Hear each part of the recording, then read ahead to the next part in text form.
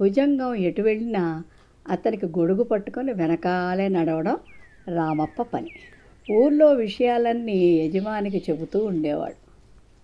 కోట్ల సంపద ఉన్నా ఏదో కోల్పోయిన వాడిలా నిత్యం బాధపడుతూ ఉంటాడు భుజంగం. ఇంకా ఎంతో సంపాదించాలని ఆశపడుతూ ఉంటాడు.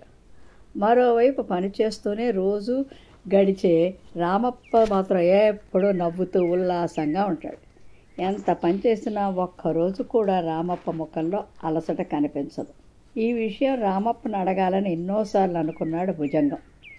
తన స్థాయి తగ్గుతుందని ఆగాడు. ఒకరోజు పొలం గట్టుపై నడుస్తుండగా కాలు జారి పొలంలో పడ్డాడు రామప్ప. కాలికి గాయమై రక్తం కారసాగింది. అయినా కంగారు పడకుండా ఆకుపసరతో కట్టుకొని నవ్వుతూ భుజంగం వెంట నడిచాడు. భుజంగానికి ఆశ్చర్యం వేసింది. రామప్ప, బాధగా లేదా అని అడిగాడు. బాధ దేనికి అయ్యగారు అన్నాడు రామప్ప నవ్వుతూ. ఎప్పటి నుంచో తను అడగాలనుకున్న విషయానికి సరైన సందర్భం ఇదే అనుకుని ఎప్పుడూ నవ్వుతూ ఉంటావు, నీ సంతోషానికి గల కారణం ఏమిటి అని అడిగాడు భుజంగం. నాకు పెద్ద పెద్ద కోరికలు లేవయ్యా. కష్టపడి పనిచేసి వచ్చిన డబ్బుతో కుటుంబాన్ని పోషిస్తున్నాను. ఎవరైనా ఆపదలో ఉంటే నాకు తోచినంతలో సహాయం చేస్తుంటాను.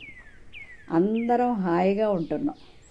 డబ్బుతో వెళ్ళినా ఖాళీ చేతులతో వెళ్ళినా ఇంట్లో నాకు ఇచ్చే గౌరవంలో మార్పు ఉండదు. ఇతరుల సంపాదనతో నేను పోల్చుకోను. ఉన్న దాంట్లో తృప్తిగా గడుపుతున్నా. పరుల సొమ్ము తినాలనే దురాశ లేదు.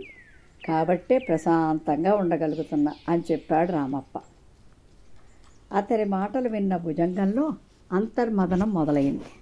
తాను కూడా రామప్ప వలె నిత్యం సంతోషంగా ఉండాలని నిర్ణయించుకున్నాడు. ముందుగా అతని దగ్గర పనిచేస్తున్న పాలేర్లకు అడగకుండానే జీతం పెంచాడు. వారి మొహాల్లో మెరిసిన వెలుగును చూసి సంతోషించాడు.